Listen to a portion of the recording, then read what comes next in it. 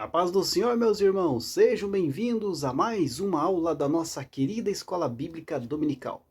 Estamos aí dando prosseguimento aos estudos deste quarto trimestre de 2022, onde estamos estudando o tema A Justiça Divina, a preparação do povo de Deus para os últimos dias no livro de Ezequiel.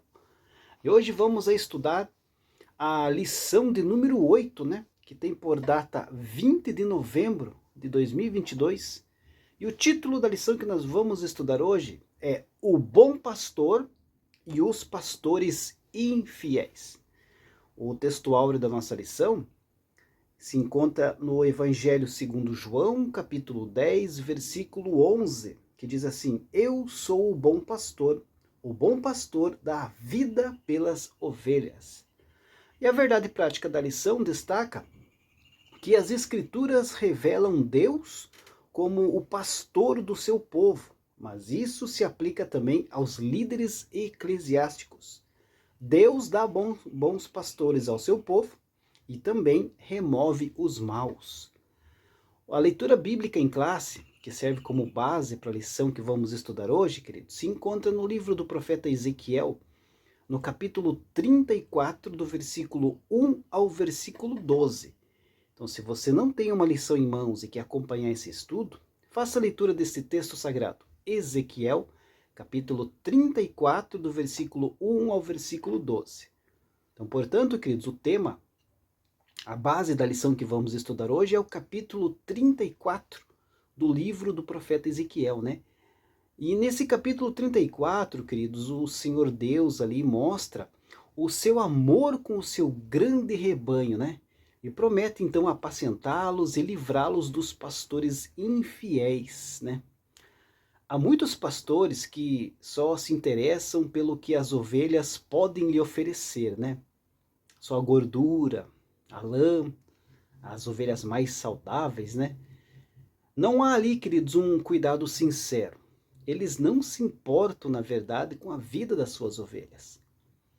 No contexto aqui do livro do profeta Ezequiel, a figura do pastor, queridos, é usada aí de forma metafórica para admoestar o comportamento irresponsável dos líderes de Israel, né? O texto é enfático ao apontar ali que a liderança da nação se preocupava mais com os seus cuidados pessoais, né, do que com as necessidades da população, das necessidades do povo de Israel. Eles deixaram de guiar o povo, conforme as instruções da lei, para praticar ali toda sorte de corrupção, exploração econômica, violência, sem contar, né, com a idolatria incentivada e permitida nos espaços considerados sagrados. Portanto, o juízo divino, anunciado ali pelo profeta Ezequiel, tinha como alvo ali, queridos, todos os moradores de Judá que desobedeceram a Deus. Entretanto, queridos, o protesto desta vez, nesse capítulo 34, é direcionado ali à cúpula, né? Podemos dizer assim, a cúpula política e religiosa daquela nação. Deus promete ali, queridos, responsabilizá-la pelo cativeiro e requerer ali das suas mãos o mal que sobreveio às ovelhas do rebanho do Senhor. Isto é, a população indefesa de Israel que sofria ali em razão dos males acometidos àquela nação. Então, nesse contexto, queridos, uma esperança, né, nasce das palavras anunciadas pelo profeta. O Senhor ali promete, então, procurar as suas ovelhas por conta própria. Ele mesmo, então, cuidará de reencontrá-las e trazê-las de volta ao aprisco seguro, onde não haverá falta de alimento e haverá paz. Além disso, né, o Senhor promete também enviar um pastor segundo o seu próprio coração, que cuidará das ovelhas com zelo. Jesus, queridos, o Filho de Deus, assumiu esse ofício. Ele declarou ser o bom pastor, como lemos aqui no texto áureo da nossa lição, né? O bom pastor enviado por Deus, aquele que vai dar a vida pelas ovelhas e deu a sua vida pelas ovelhas. Então a profecia de Ezequiel, queridos, diz respeito aí ao tratado, né, de Deus com o povo de Israel nos dias do cativeiro babilônico, mas possui aí também um caráter escatológico. Então o que fica evidente em suas profecias é que da mesma maneira aí o juízo de Deus virá sobre os maus governantes que oprimem as nações e as levam aí a praticar o que é mal aos olhos do Senhor. Deus tem visto, queridos, o que os governos ditatoriais, né, opressores, aqueles que negam a existência do Criador e perseguem a religião cristã, têm feito à sua população. Então há de trazer aí a juízo todos os males cometidos ao longo de toda a história. E nessa mesma perspectiva, né, há uma promessa de Deus a respeito aí de um tempo em que o príncipe da paz governará este mundo. As escrituras sagradas abordam este tema de forma contundente, né? E apontam que os salvos estarão com o Senhor no milênio, governando este mundo como reis e sacerdotes de Cristo. Nesse tempo, então, queridos, vamos ter aí paz, prosperidade e segurança em toda a terra. Então, todo o Israel de Deus será um único rebanho, cuidado pelo próprio Senhor, né? A introdução aqui da nossa lição diz assim, né? O profeta Ezequiel enfoca, né, no capítulo 34, 4 pontos sobre a figura do pastor, a saber, os pastores infiéis, Deus como o futuro bom pastor, o julgamento entre as próprias ovelhas e o Messias como o pastor de Deus. Por limite de espaço, a presente lição, então, se restringirá aos pastores infiéis e ao bom pastor. O ponto 1 da nossa lição aqui, sobre o rebanho. Primeiro é necessário identificar a ovelha no seu sentido literal, para compreender o sentido metafórico. Isso pode explicar a razão da Bíblia nos comparar com ovelhas. O Salmo 23 apresenta um quadro perfeito desta comparação. Então, queridos, as escrituras sagradas contêm aí uma rica diversidade, né, de expressões literárias, usadas aí por diversos escritores sob, né, a inspiração divina, né, para comunicar aí a mensagem de Deus a toda a humanidade, né? Assim, queridos, quando Deus falou aí pelo profeta Ezequiel que os judeus eram ovelhas minhas, né, ovelhas do meu pasto, o público de Ezequiel tinha em mente aí o que significava, né, um rebanho de ovelhas, pois fazia parte ali do cenário palestino, né, era atual para eles, né, era o momento em que eles viviam. E seguindo aí essa perspectiva bíblica, né, tomando como referência a metáfora do povo de Deus como ovelha, nós vamos destacar aqui, queridos, 5 tipos de ovelhas que fazem parte aí do rebanho de Deus, né? Se encontra ali no livro do profeta Ezequiel, no capítulo 34, né, que nós estamos estudando aí, ó. Ali no versículo 4, 34, versículo 4, diz assim, né? A fraca não fortalecestes, e a doente não curastes, e a quebrada não ligastes, e a desgarrada não tornastes a trazer, e a perdida não buscastes, mas dominais sobre elas com rigor e dureza. Aqui, queridos, 5 tipos de ovelhas, né? A fraca, a doente, a quebrada, a desgarrada e a perdida, né? Aqui o primeiro exemplo aqui, né, a ovelha fraca, né? A ovelha fraca, queridos, representa aí o crente que está aí sem forças e está prestes a sucumbir devido ao desânimo e às lutas da vida, né? Muitos se encontram nessa situação. Também temos aqui o outro exemplo que ele coloca das ovelhas doentes, né? A ovelha doente, queridos, representa aí o crente, né, que caiu em ciclo vicioso de pecados e não tem forças para se libertar. É só uma questão de tempo ali para que venha a morrer espiritualmente, caso não receba aí um remédio do seu pastor, né? O pastor Wagner Gabi, que é presidente aqui do campo de Curitiba, ele nos diz aí sobre os tempos trabalhosos, né, que encontramos lá em 2 Timóteo, no capítulo 3, do versículo 1 ao versículo 9, né? Ele destaca que numa análise didática, nós podemos classificar essas doenças, né, essas doenças que atingem as ovelhas do Senhor, em intrapessoais, né? Por exemplo, o orgulho, a vaidade, o egoísmo, a avareza e a incontinência. Também são doenças sociais. Aí entra a desobediência aos pais, a ingratidão, a falta de amor, crueldade, a dureza de coração, a calúnia, a traição, a hipocrisia, a aversão ao bem ou abuso de poder, né? E também as doenças religiosas. Aí entra a blasfêmia, a irreverência com o sagrado, amor aos prazeres, né? Então, queridos, nesse aspecto, né, quantas ovelhas, né, estão padecendo com alguma doença, né? Aqui envolvemos vários tipos de doença e com certeza alguma dessas doenças estão afligindo as ovelhas do Senhor. Por isso a importância de ter um pastor cuidando, né? Outro exemplo de ovelha destacado aqui nesse versículo 4, né, é a ovelha machucada, né? A ovelha machucada, queridos, é aquela que continua com a ferida aberta e inflamada, apesar aí de passar muito tempo, né?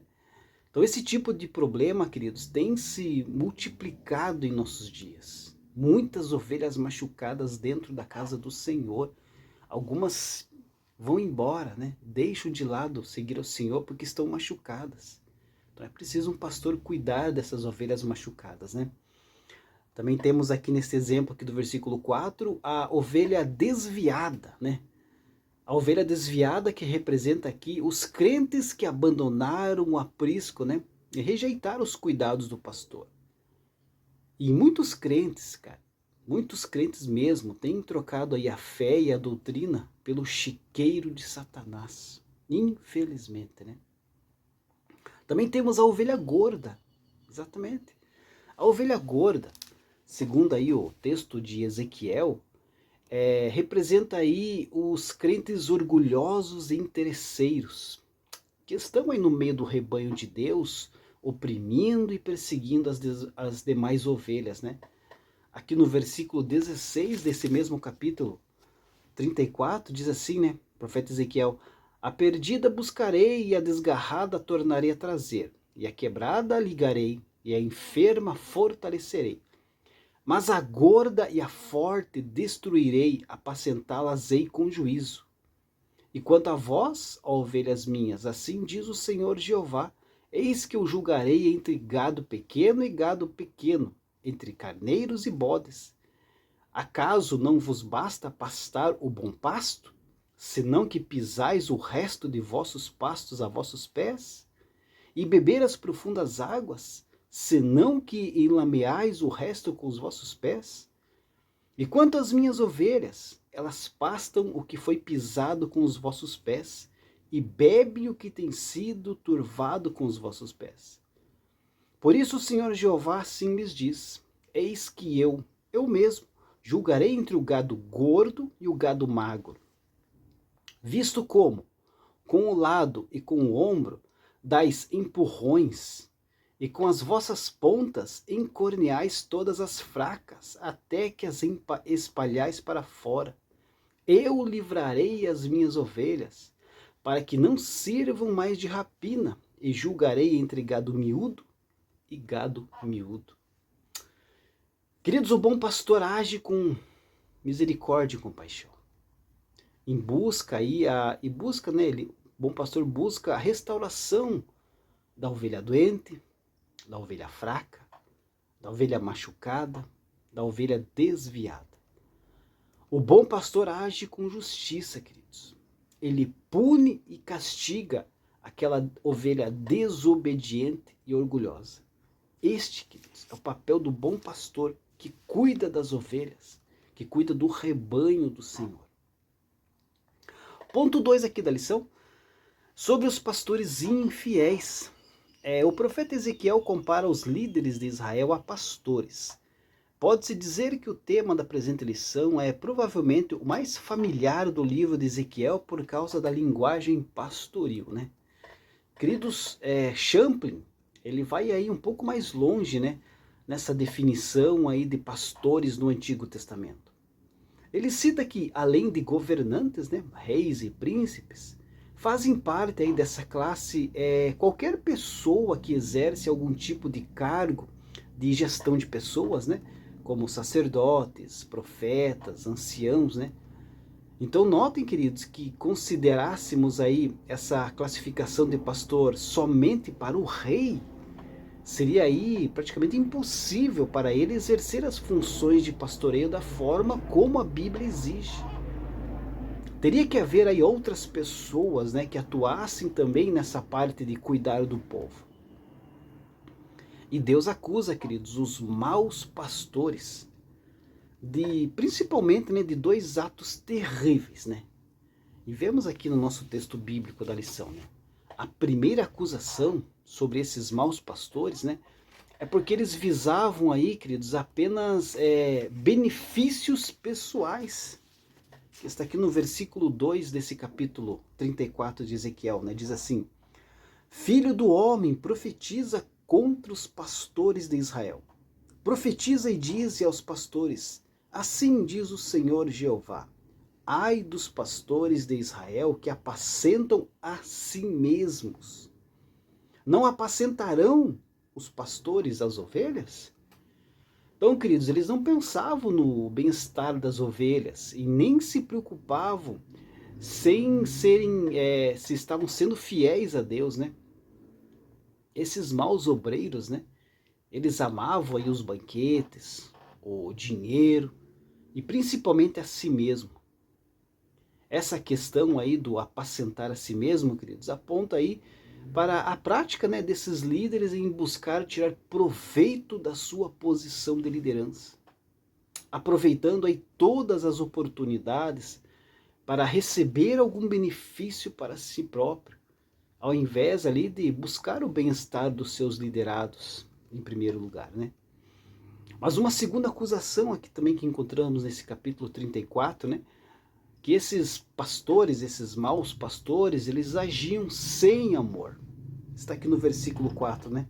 A fraca não fortalecestes, que nós já lemos. E a doente não curastes. A quebrada não ligastes. A desgarrada não tornastes a trazer. A perdida não buscastes, mas dominais sobre elas com rigor e dureza. Isso é falta de amor, queridos. Os maus obreiros são homens loucos e perversos, né?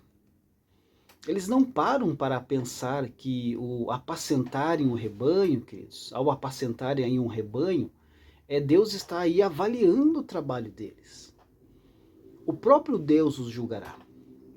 Outro fator importante, queridos, é que eles apacentam pessoas que viverão eternamente. Portanto, as suas boas ou más ações vai ter um peso eterno. A Bíblia nos revela, queridos, o resultado ruim, né, da obra desses maus pastores, que prossegue aqui no versículo 34, no capítulo 34, no versículo 5 e 6, né, que segue. Assim, se espalharam por não haver pastor, e ficaram para pasto de todas as feras do campo, porquanto se espalharam. As minhas ovelhas andam desgarradas por todos os montes e por todo o alto outeiro. Sim, as minhas ovelhas andam espalhadas por toda a face da terra, sem haver quem as procure, nem quem as busque. Queridos, esses homens recebem então a pior sentença de todas, né? Deus se coloca como inimigo deles. Em outras palavras, né, o texto diz lá, vocês estão debaixo de uma garantia de fracasso e derrota, conforme está aqui no versículo 10. Assim diz o Senhor Jeová, eis que eu estou contra os pastores e demandarei as minhas ovelhas da sua mão. E eles deixarão de apacentar as ovelhas e não se apacentarão mais a si mesmo. e livrarei as minhas ovelhas da sua boca. Eles não servirão mais de pasto. Queridos, Deus aplica aí com severidade, né, o seu juízo sobre os maus obreiros. E não se engane, queridos, não se iludam. Os maus obreiros serão punidos com rigor. Então, cuidado.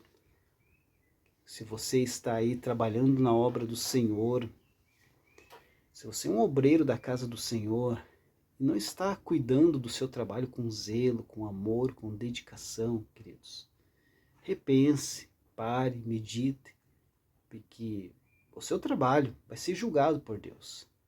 E os maus obreiros serão punidos com rigor. Muito cuidado com isso. Ponto 3 da nossa lição, partindo já para o final, né? Sobre o bom pastor. O próprio Deus toma as dores das ovelhas e se coloca ele mesmo como pastor do rebanho. O Salmo 23 e o discurso de Jesus como bom pastor deixam isso muito claro. Queridos, a Bíblia nos ensina que o ministério de cuidar de pessoas é algo aí que Deus considera de grande importância. Todos os que receberam aí esse tipo de ministério precisarão então prestar contas diante de Deus. Pois as almas que essas pessoas receberam, queridos, têm um altíssimo valor para o Pai Celestial. E toda negligência desse ministério terá aí a devida retribuição por parte de Deus. A Bíblia nos mostra, queridos, com clareza, né, quais são aí as responsabilidades do bom pastor, né? E um dos textos que mais nos trazem essa responsabilidade, que mostram como exemplo, queridos, está lá no capítulo 5 da primeira carta do apóstolo Pedro, né? Nesta carta aí, o apóstolo Pedro estava ali escrevendo essa mensagem especial aos presbíteros da igreja, com o propósito de encorajá-los, né, a cumprirem ali fielmente as suas responsabilidades. E ser um líder, queridos, naquela época do apóstolo Pedro, em que a igreja estava sendo perseguida, era algo muito perigoso. E quando enfim, né, a perseguição chegasse em seu clímax, o povo se voltaria então para a liderança, buscando ali o auxílio e a orientação, né? Portanto, uma liderança bem estabelecida era indispensável. Então o apóstolo Pedro nos mostra aí, queridos, 3 qualidades pessoais que os pastores precisam ter, né? E uma dessas primeiras qualidades é uma experiência pessoal com Cristo. Conforme está aqui no primeiro versículo do capítulo 5 da primeira carta do apóstolo Pedro, né? Diz assim: aos presbíteros que estão entre vós, ademoesto eu, que sou também presbítero com eles, e testemunha das aflições de Cristo, e participante da glória que se há de revelar. Olha aqui que Pedro ele se declara como testemunha de Cristo. Uma testemunha, né, de forma genérica, é aquela que declara o que viu e ouviu, né? Então, em suma, queridos, o pastor, ele deve ser alguém aí que caminha com Deus. Uma outra característica, né, que o apóstolo Pedro nos ensina aqui de um bom pastor, é que ele tem que ter ali um afetuoso cuidado com as ovelhas de Deus. É principalmente isso, um cuidado das ovelhas de Deus. Como segue aqui no capítulo 5, versículo 2 e 3, diz assim, ó: apacentai o rebanho de Deus que está entre vós, tendo cuidado dele, não por força, mas voluntariamente, nem por torpe ganância, mas de ânimo pronto, nem como tendo domínio sobre a herança de Deus, mas servindo de exemplo ao rebanho. Esse cuidado, querido, se evidencia ali de algumas maneiras, né? Como, por exemplo, aqui, apacentar o rebanho, né? Aqui no versículo 2. Apacentar o rebanho, queridos, envolve aí proteção dos perigos e provisão das necessidades. Destaca também no versículo 2 aqui, não por força, mas voluntariamente. O cuidado, queridos, é demonstrado na disposição do coração. Cuidar e servir, queridos, não é um peso, mas é algo feito de boa vontade. Ainda que no versículo 2, né? Não por torpe ganância, mas de ânimo pronto. O líder que Deus usa, queridos, é aquele que visa o serviço e não os privilégios.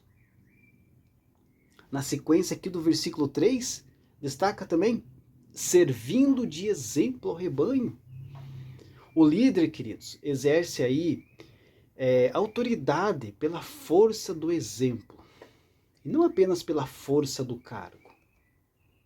Outra qualidade, queridos, que o pastor deve ter é um desejo aí de agradar a Cristo, como está aqui no versículo 4, né? E quando aparecer o sumo sacerdote, alcançareis a incorruptível coroa de glória. O pastor tem um alvo fixado: agradar aquele que o chamou. O líder cristão, queridos, trabalha não para receber promoção, elogio dos homens e cargos. Ele trabalha, queridos, ele serve com a finalidade de receber a aprovação e a recompensa de Jesus. E você, que trabalha na obra do Senhor, qual que é o teu alvo? Qual que é o teu objetivo na obra do Senhor? Infelizmente, muitas pessoas em nosso meio, queridos, estão com o objetivo da promoção, de receber elogio dos homens, cargos, ministérios. Mas naquele dia, Cristo vai chegar e vai olhar para ele: não te conheço, aparta-te de mim. Aquele que serve com objetividade no Senhor, queridos, vai receber a aprovação e a recompensa de Jesus. Pode ter certeza disso. A conclusão da nossa lição diz assim: o comportamento do ser humano se compara em muitos aspectos aos das ovelhas. E por essa razão Deus nos chama nas Escrituras de ovelhas. Há entre elas aquelas que dão marradas umas nas outras para marcar território, o que não é diferente entre nós seres humanos. Há competição entre as ovelhas. Isso desagrada a Deus.